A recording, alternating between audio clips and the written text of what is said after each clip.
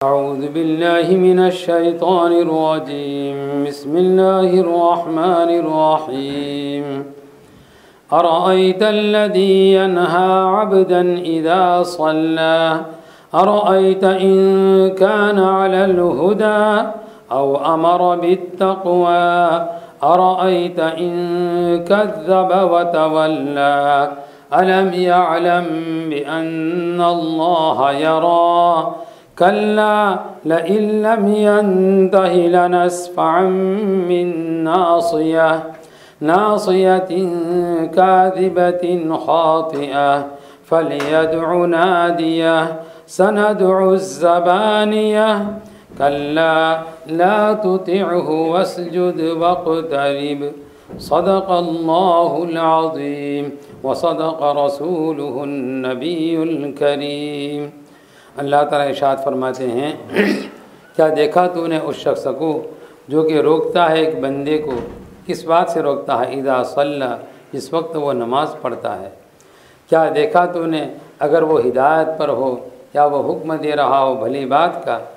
क्या ये मुखातब तूने देखा कि अगर उसने जुटलाया और पीठ फेरी, यानी इन दो में से कौन बेहतर है? क्या नहीं उसने, क्या उसको ये मालूम नहीं है कि अल्लाह ताला देख रहे हैं? हरगिज़ नहीं।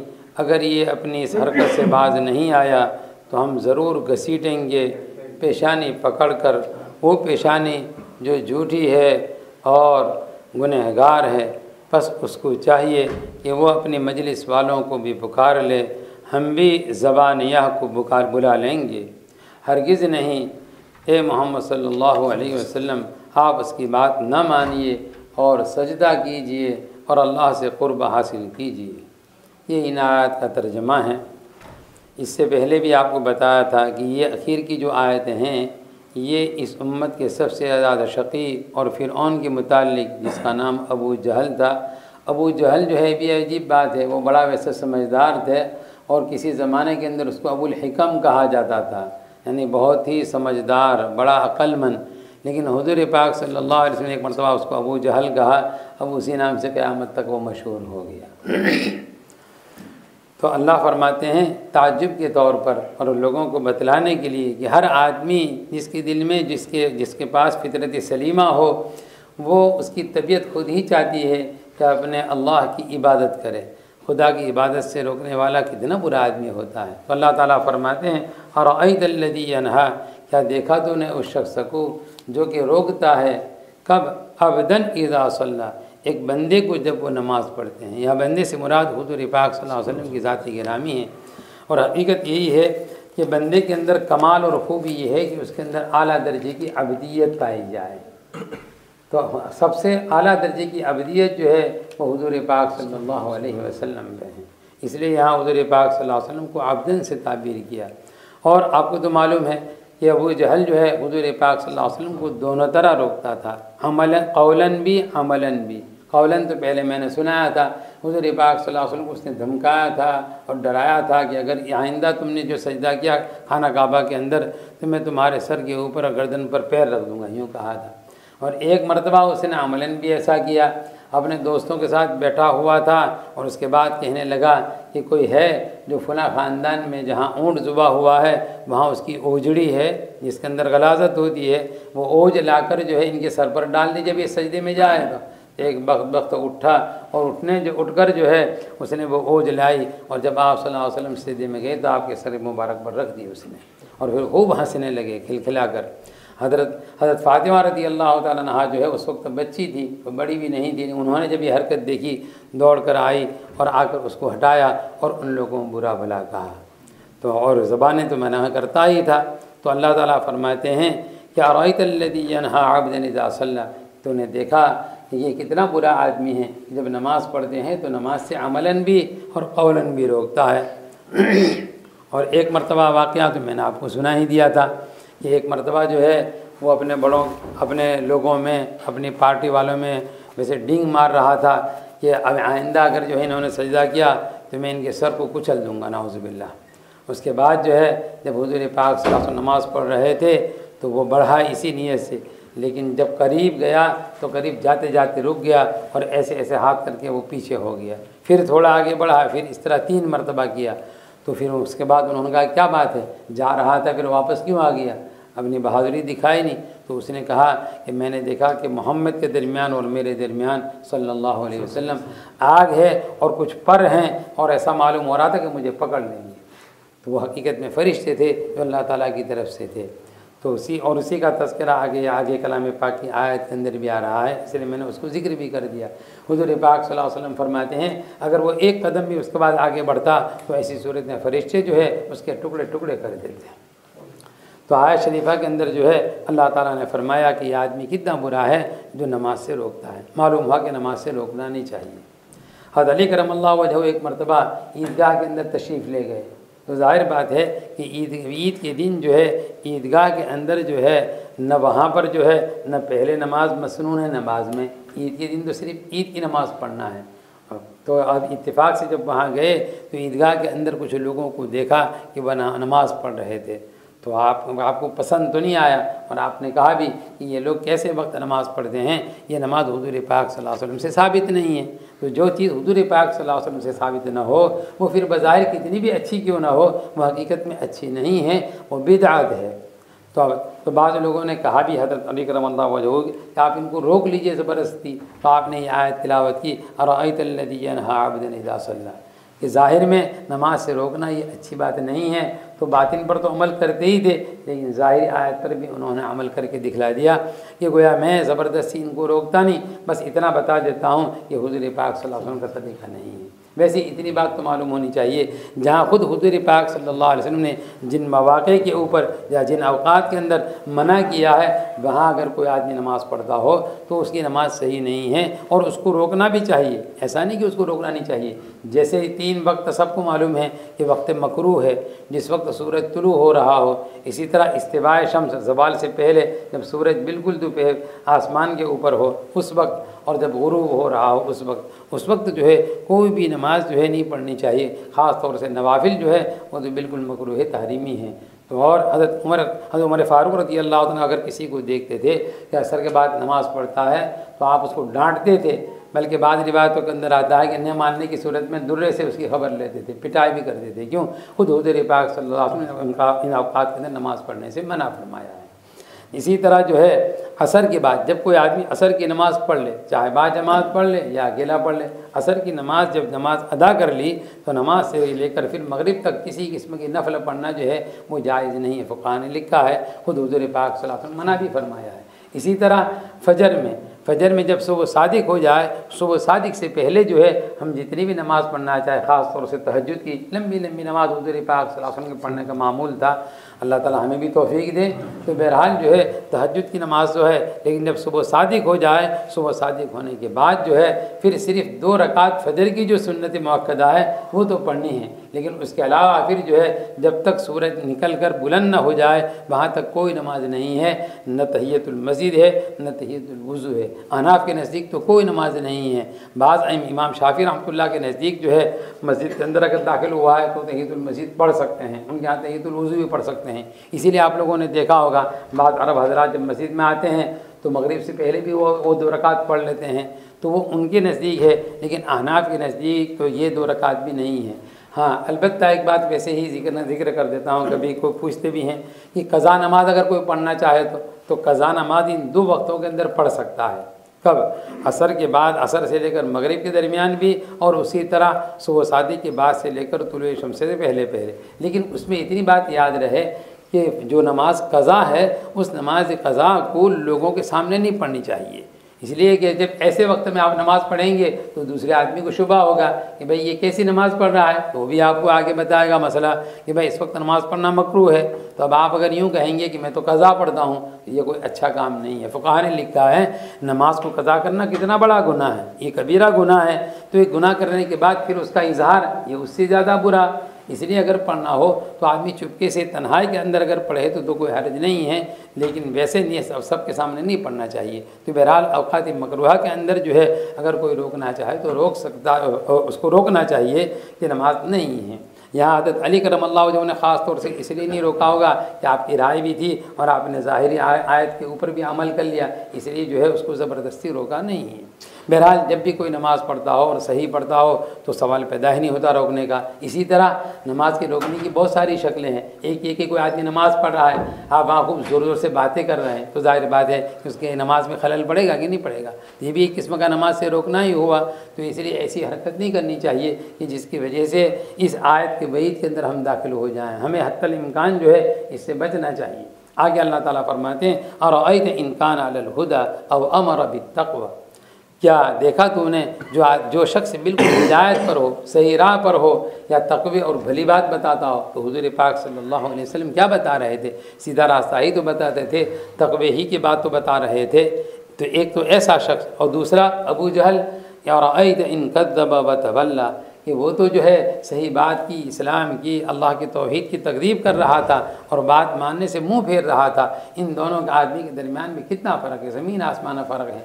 आगे अल्लाह तहदीद के तौर पर, डराने के तौर पर उसको फरमाते हैं अलम यालम बिअन्नल्लाह यरा, क्या उसको ये मालूम नहीं है कि अल्लाह ताला देख रहे हैं? जब अल्लाह ताला देख रहे हैं तो ज़रूर उसकी पकड़ होगी। तो हर इंसान को जो कलामुल्लाह की तिलावत करता हो, कलामुल्लाह का मुताला करता हो, उसको खिताब है कि इंसान तो इस बात का हमेशा ख्याल रख कि तेरा अल्लाह जो है तुझे हर वक्त देख रहा है। और ज़ाहिर बात है कि इसका किसी आदमी को इस्तेहज़ार हो जाए तो ये चीज़ ऐसी है कि आदमी को हर नेकी पर उभारेगी और हर बुराई से उसके लिए रुकावट का ज़रिया बन जाएगी। अलम लइल्लम यंतहि लनस्फ़अन बिन्नासिया, आगे अल्लाह ताला फरमाते हैं अगर ये बाज नहीं आया, अबू जहल जो है हुज़ूर पाक सल्लल्लाहु अलैहि वसल्लम को नमाज से रोकने से बाज नहीं आया तो क्या होगा? लनस्फ़अन बिन्नासिया, हम ज़रूर उसको घसीटेंगे, नासिया पेशानी के बाल पकड़ कर। ये लनस्फ़अन जो है, जो अहले इल्म हज़रात हैं उनके लिए आम तौर पर इम्तिहान के अंदर यही जुमला दे देते हैं सवाल के तौर पर कि लनस्फ़अन कौन सा सेगा है। तो ये सेगा जो है उसका हल करना बड़ा मुश्किल है, इसलिए कि बज़ाहिर जो है यहाँ दो ज़बर लिख दिए हैं, हालांकि असल तारीख अरबी कायदे के मुताबिक जो है वहाँ नून साकिन लिखना चाहिए। ये नून खफीफ़ा है लनस्फ़अन, लेकिन चूँकि कलाम पाक के अंदर एक ख़ास किस्म का रस्म है, यानी कलामुल्लाह जो है वो जिस अंदाज में पहले से लिखा गया है, ये इसकी खुसूसियत है। ये आप सारे हज़रात समझ सकते हैं कि एक अरबी ग्रामर के एतबार से अरबी इबारत कैसी लिखनी चाहिए यूँ, और एक ये कि कलामुल्लाह के अंदर कैसे लिखा गया है। तो इसके अंदर हमारे उलमा, बल्कि सारे अइम्मा, इसी तरह सारे उलमा और सारे मुसलमान इस बात पर मुत्तफ़िक़ हैं, हज़रत उस्मान गनी रज़ी अल्लाह तआला अन्हु ने जो कुरान शरीफ लिखा था वो उसी को कहते हैं मसहफ़ उस्मानी और उसी को कहते हैं रस्म उस्मानी। तो रस्म उस्मानी के अंदर जिस तरह लिखा गया है आज तक बिल्कुल उसी तरह लिखा जाता है, उसमें ज़र्रा बराबर भी फ़र्क नहीं किया जाता है। ये कलामुल्लाह का एजाज़ है, कोई किताब आपको ऐसी नहीं मिलेगी। हाँ, वैसे अरबी कायदे के एतबार से जो है दूसरे अंदाज में लिखना चाहिए, लेकिन वहाँ अरबी कायदे को भी छोड़ दिया। सिर्फ उलमा ने और सारे लोगों ने इस बात पर इत्तेफाक किया कि हज़रत उस्मान गनी रज़ी अल्लाह ने जिस तरह लिखवाया था बस उसी तरह लिखेंगे। तो यहाँ लनस्फ़अन जो है लिखने में इसे नून जैसे लिखते हैं वैसे नून लिखना चाहिए, लेकिन नून नहीं है बल्कि अलिफ लिखकर उसके ऊपर दो ज़बर लिखे हैं। तो आमतौर पर इम्तिहान में ये पूछा भी जाता है कि ये कौन सा सेगा है, तो किसी को आमतौर पर जब तवज्जो से नहीं पढ़ा हो तो फिर समझ में नहीं आता। इमाम राज़ी रहमतुल्लाह ने नसफ़ा के माने सफ़ा यस्फ़ा के 3 माने बताए हैं। सफ़ा यस्फ़ा के एक माने तो बताए हैं किसी का मुंह काला करना। जैसे देखा होगा कोई आदमी जब बड़ा जुर्म करता है तो पहले ज़माने के अंदर ऐसा करते थे, उसके मुंह को सियाह करते गधे पर बिठा कर फिराते थे, ये मालूम हो जाए कि ये आदमी ऐसा है, यानी आला दर्जे की उसकी तजलील और तशहीर क्या की जाती थी। तो सफ़ा यस्फ़ा के एक माने तो कि काला मुँह करना, तो फरिश्ते क़यामत के दिन जो है वह उसका मुँह काला करेंगे। एक दूसरा उसका तर्जमा अरबी के अंदर ये भी होता है, सफ़ा यस्फ़ा के माने जो है उसके माने किसी गर्म चीज़ से उसको दागा जाना। जैसे कलाम पाक में है सनसिमुहु अलल खुरतूम, हम उसकी खुरतूम से मुराद बड़ा नाक, खुरतूम असल में तो कहते हैं हाथी की सूंड को, तो गोया उसके नाक को भी इस तरह ताबीर किया। जैसे हम भी कभी कोई किसी से बहुत गुस्से हो जाते हैं तो यूँ नहीं कहते कि तेरे चेहरे पे या तेरे गाल पर एक थप्पड़ मारूंगा, बल्कि कहते तेरे छोबड़े पर एक लगाऊंगा। यानी मुराद ये जिस तरह जानवर का जो गाल होता है उसको जिस लफ्ज़ से ताबीर करते हैं उसी लफ्ज़ से, तो अल्लाह ताला ने कलाम पाक में उसके नाक को जो है खुरतूम से ताबीर किया है, सनसिमुहु अलल खुरतूम, कि हम उसको दागेंगे, उसके नाक को दागेंगे। तो एक तर्जमा इसका ये भी है कि फरिश्ते जो है गर्म आग के ज़रिए उसके चेहरे को दागेंगे। और तीसरा ये है कि किसी की पेशानी के बाल पकड़ के खींचना और फिर उसके बाद उसकी पिटाई करना। जैसे बहुत गुस्से में हो तो आदमी ऐसा करता है, सामने वाले की जो है चोटी भी पकड़ता है, फिर उसकी पिटाई भी करता है। तो लनस्फ़ाम बिन नासिया, अल्लाह ताला फरमाते हैं कि हम उसकी पेशानी के बाल पकड़ के उसकी पिटाई करेंगे। ये आयत जब पढ़ी तो उसको बड़ा गुस्सा आया, लेकिन क्या करता था, कुछ नहीं कर सकता था।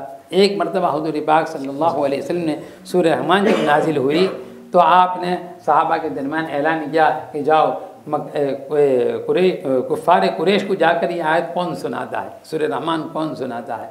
तो हुज़ूर पाक सल्लल्लाहु अलैहि वसल्लम मजलिस में जो सहाबा थे उनको मालूम था कि जाके सुनाएंगे तो पिटाई होगी। कभी कभी आप सल्लल्लाहु अलैहि वसल्लम इम्तिहान भी लेते थे। अक्सर तो आप सल्लल्लाहु अलैहि वसल्लम तराहुमन जो है मना कर दिया करते थे कि सबके सामने कलिमा मत पढ़ना, इस्लाम का इजहार मत करना, ताकि जो है वो अगर तकलीफ़ पहुँचाए बर्दाश्त कर सके तो खामखा फितने में पड़ जाए। लेकिन कभी ऐसा भी होता था तो हुज़ूर पाक सल्लल्लाहु अलैहि वसल्लम के ऐलान पर कोई खड़े नहीं हुए। इब्न मसूद रज़ी अल्लाह तआला अन्हु जो है वो बिल्कुल यहाँ की ज़बान में सिंगल आदमी थे, कमज़ोर नहीफ़ बिल्कुल कमज़ोर आदमी थे। वो खड़े हो गए, हुज़ूर मैं जाके सुनाता हूँ। आप सल्लल्लाहु अलैहि वसल्लम कि तुम बैठ जाओ। फिर दूसरी मरतबा ऐलान किया तो कोई खड़ा नहीं हुआ, ये फिर खड़े हो गए। इसी तरह तीसरी मरतबा भी तो आपने कहा जाओ सुनाओ। चुनांचे गए और जाकर सूरह रहमान जो सुनाई तो यही अबू जहल उसको इतना गुस्सा आया कि जल्दी से आपको पकड़ा और इतने ज़ोर से तमाचा मारा कि आपका कान भी फट गया।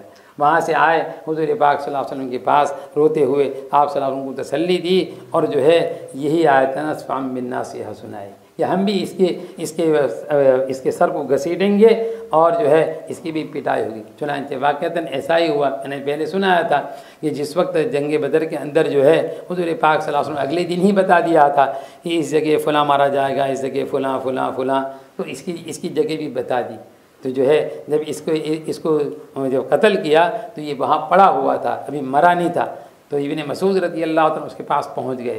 तो जाने के बाद देखा, उसको आवाज़ दी तो उसने ऐसे करके सर उठाया होगा। तो कहा अच्छा, अब उसमें ताकत तो थी नहीं कि उठे, तो आप इसके सीने पर चढ़ गए। तो जब चढ़ गए तो उस वक्त भी देखिए उसकी बात, वो तकब्बुर की बात कर रहा कि अच्छा तू बहुत बुलंद जगह पर चढ़ गया है। उसने यूँ कहा, यानी अपने आप को बुलंद कहता है। और उसके बाद कहता है कि अच्छा मुझे कोई फ़िक्र की बात नहीं है, मुझे मेरी कौम ही ने तो मारा है। तो इब्न मसूद ने फ़ौरन कहा कि नहीं, तुझे तेरी कौम ने नहीं मारा है, तुझे 2 अंसारी ने मारा है। तो उस वक्त जो है और उसको बुरा लगा कि ओहो या मुझे एक मुझे हम पल्ला और हम मेरे बराबर आदमी ने नहीं मारा, मुझसे गोया घटिया दर्जे ने मारा। तो उसको ज़रा बुरा लगा और फिर उसके बाद कहने लगा कि सुन 2 बात, एक तो ये कि तुम जाके अब भी मोहम्मद को कह देना सल्लल्लाहु अलैहि वसल्लम कि सबसे ज़्यादा अदावत तुमसे है। दूसरा है कि मेरी गर्दन ज़रा नीचे से काटना ताकि मेरा सर और ऊंचा सबके सामने दिखाए। देखो, तो वही मैं कह रहा था कि वो फ़िरौन जो है वो तो लाव लश्कर वाला था, बादशाह था, फिर भी मरते मरते जो है वो कलिमा पढ़ने लगा। हत्ता इज़ा अदरकहुल गरक़ क़ाल आमनतु अन्नहु ला इलाहा इल्लल्लज़ी आमनत बिही बनु इसराईल व अना मिनल मुस्लिमीन। कि जब वो डूबने लगा तो फ़ौरन कलिमा पढ़ने लगा और यूँ कहने लगा मैं भी उस खुदा पर ईमान लाता हूँ जिस पर बनी इसराइल ईमान लाए थे। हमारे उस्ताद हज़रत मौलाना अबरार साहब रहमतुल्लाह अलैह जो एक नुक्ता यहाँ सुनाया करते थे कि देखिए बिल्कीस जो है वो भी हज़रत सुलेमान अलैहिस्सलातु वस्सलाम के जब देखा मौजिज़ा देखा कि ऐसा वो नीचे से पानी है और पानी के ऊपर जो है बिल्कुल शीशा ऐसा बिछाया है कि पता ही नहीं चलता उस ज़माने के अंदर। आज की बात नहीं, आज तो बहुत सारी चीज़ें अल्लाह ताला ने इसीलिए जो है कि हम उन मौजिज़ों के कायल हो जाएं इसलिए उसके नमूने पैदा कर दिए, वरना उस ज़माने में तो ऐसे नमूने भी नहीं थे। तो नीचे से पानी चल रहा था, ऊपर ऐसा शीशा बिछाया था कि पता ही नहीं चल रहा था कि शीशा है कि पानी है। जब बिल्किस वहाँ पहुँची तो वो भी समझी कि मेरे कपड़े भीग जाएंगे, तो अपने कपड़े उठाने लगी। तो कहा कि नहीं कपड़े उठाने की ज़रूरत नहीं, पानी तुमको नहीं छुएगा। अब वो चलने लगी तो पता चला इन्नहु सरहुम मुमर्रदुम मिन क़वारीर, कि वो तो जो है बिल्कुल बिल्लोर बिछाया हुआ है जिसके कि नीचे पानी है ऊपर तो कुछ भी नहीं है। इन चीज़ों को देखकर और ख़ुद अपने महल को देखकर कि जैसा महल वहाँ था वही महल यहाँ भी है, उसको पूछा ये महल कैसा है, तो हकीकत में बड़ी होशियार थी। उसने ये भी नहीं कह दिया वो नहीं है और यूँ भी नहीं कहा कि वही है, उसने कहा कअन्नहु हु, ऐसा मालूम होता है कि वही है। देखिए कितनी समझदार औरत थी। तो जब वो इस्लाम लाई तो फिर उस वक्त उसके जो कलिमात थे तो उसने यूँ कहा था कि मैं दाऊद और सुलेमान के खुदा पर ईमान लाई। देखिए, तो दाऊद और सुलेमान तो किसको मानते थे? सिर्फ अल्लाह ही को मानते थे। और बनी इसराइल को तो फिरौन हमेशा यूँ कहा करता था, मैं तुम्हारा रब हूँ, मेरे पर ईमान लाओ। तो मरते मरते भी ऐसा जुमला बोल गया, साफ बात नहीं थी, मैं तो उस खुदा पर ईमान लाया जो बनी इसराइल का रब था। बनी इसराइल का रब तो वो खुद अपने को कह रहा था, तो उसमें दोनों बातें थी, साफ बात नहीं थी। लेकिन बहरहाल फिर भी हुजूर पाक सल्लल्लाहु अलैहि वसल्लम भी फरमाते हैं, देखो वो फ़िरौन तो डर गया था, लेकिन मेरा फ़िरौन तो मरते मरते भी नहीं डरा। तो हकीकत यही है कि ये फ़िरौन उस फ़िरौन से भी आगे था। अब इब्ने मसूद रज़ी अल्लाह ताला अन्हु उसके सर को उठाकर ले जाना चाह रहे थे कि हुजूर की खिदमत में पेश करूं, तो इतना बड़ा सर था, फिर नीचे से काटा था, कैसे उठा सकते थे। उन्होंने भी एक रस्सी ली, उसके कान में सुराख किए और उसमें लगा कर फिर घसीट के ले जा रहा था। अल्लाह ने फरमाया था लनस्फ़अन बिन्नासिया, तो ये इस दुनिया के अंदर भी हो गया और आखिरत में तो है ही। तो अल्लाह ताला फरमाते हैं हम ज़रूर घसीटेंगे उसकी पेशानी को।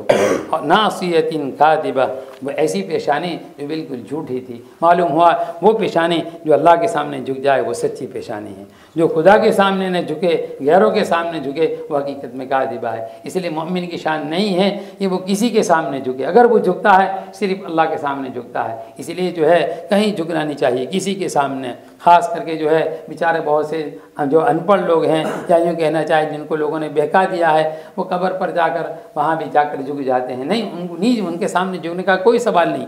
हम मानते हैं औलियाओं को, वो भी अल्लाह के वली थे, लेकिन वो अल्लाह के वली क्यों बने? अल्लाह के वली इसीलिए बने कि वो खुदा के सामने झुकते थे। तो हमें भी खुदा के सामने झुकना है, उनके सामने झुकना नहीं है। हत्ता कि हुजूर पाक सल्लल्लाहु अलैहि वसल्लम इस बात को पसंद नहीं फरमाते थे कि आपके सामने लोग अदब के साथ खड़े रहें। आप इसको पसंद नहीं फरमाते थे, जिसे आमतौर पर जो है, बल्कि आप फरमाया करते थे कि ये तो अजमियों का तरीका है कि अजमी लोग, इसमें अजमी बादशाह जो है वो इसको पसंद करते हैं कि उनके सामने जो है मुअद्दब तरीके से खड़ा रहा जाए। आप सल्लल्लाहु अलैहि वसल्लम इसको पसंद नहीं फरमाते थे। तो जब खड़े होने को पसंद नहीं फरमाते थे अदब के साथ, तो सजदे को कैसे पसंद करेंगे? तो सजदा सिर्फ एक अल्लाह के लिए होना चाहिए, किसी और के लिए नहीं होना चाहिए। खातिया, ये खातिया के मुतालिक एक जुमला इसलिए कह देता हूँ, अरबी हजरात इसको जानते हैं। यहाँ दो लफ्ज़ है, एक ख़ता यख्ती मुजर्रद से और एक अख्ता युख्तिओ वो मज़ीद से। तो जो मज़ीद से आता है उसके माने अलग है, और जो लाजिम से आता है, मुजर्रद से आता है, उसके माने अलग है। ख़ता यख्ती के माने जानबूझकर बुरा काम करना, और अख्ता युख्तिओ इख्ताअन के माने जो है भूले से बुरा काम कर लेना। इसीलिए कलाम पाक में रब्बना ला तुआखिदना इन नसीना औ अख्ताना, वहाँ ख़ताना नहीं है, औ अख्ताना। ये हमारे परवरदिगार हमारी पकड़ न फरमा उन बातों पर जो हम भूल से कर लें या जो हमसे ख़ता हो जाए, और जो जानबूझ के बुरा करे उसको खाते कहते हैं। इसीलिए कलाम पाक में है कि वला तआमुन इल्ला मिन गिसलीन ला याकुलुहु इल्लल खातिऊन। वहाँ खातिऊन का लफ्ज़ है, जहन्नमियों के लिए है कि जहन्नमियों के लिए जो है तो क्या होगा? गिसलीन, कोई खाना नहीं होगा सिवाय जहन्नमियों के खून और पीप के, वही खाना उनको दिया जाएगा। तो वहाँ लफ्ज़ खातिऊन है, तो ख़ता के माने जानबूझकर बुरा काम करना, और अख्ता युख्ती उख्ताअन के माने जो है भूले से बुरा काम कर लेना। तो मोमिन की शान तो यही है कि नफ्स जब गालिब आ जाता है या भूल जाता है, जब उससे बुराई हो जाती है, जानबूझ के बुरा काम नहीं करता, और काफिर तो बुराई पर अड़ा ही रहता है। फलियदउ नादिया, अल्लाह ताला फरमाते हैं हम भी उसको चाहिए, या अबू जहल को चाहिए कि वो अपने दोस्तों को पुकार ले। सनदउ ज़बानिया, हम भी फरिश्तों को बुला लेंगे। आगे हुज़ूर पाक सल्लल्लाहु अलैहि वसल्लम किताब है, कल्ला, आप इसकी बात हरगिज़ न मानिए। ये कितना भी रोकता रहे आप ऐसा ना करिए, बल्कि आप क्या कीजिए, वस्जुद वक़्तरिब। और जो भी कुरान शरीफ पढ़ता है उस हर आदमी को क़यामत तक खिताब है कि तुम अल्लाह के सामने झुक जाओ, सजदा करो, और सजदा करोगे तो क्या होगा? अल्लाह का कुर्ब हासिल होगा।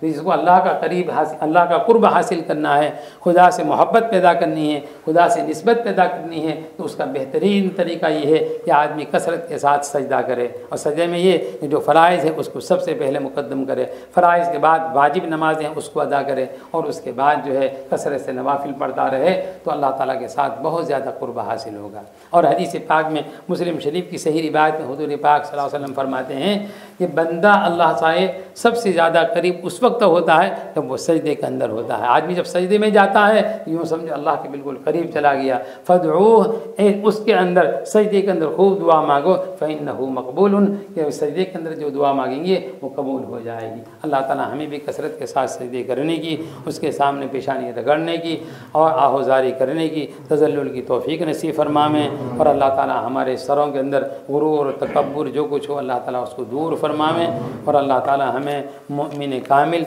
मुमिन मुतवाज़े बनाए। एक मरतबा शरीफ पढ़ सारे हजरात एक मरतबा जो भी सुन रहे हैं यहाँ पर या घरों में उनके ऊपर सजदा लाजिमी एक सजदा करते हुए जाएँ। यहाँ आखिर में तिलावत की थी बस जुद वक्त करीब, इसलिए एक सजदा सबके ऊपर है।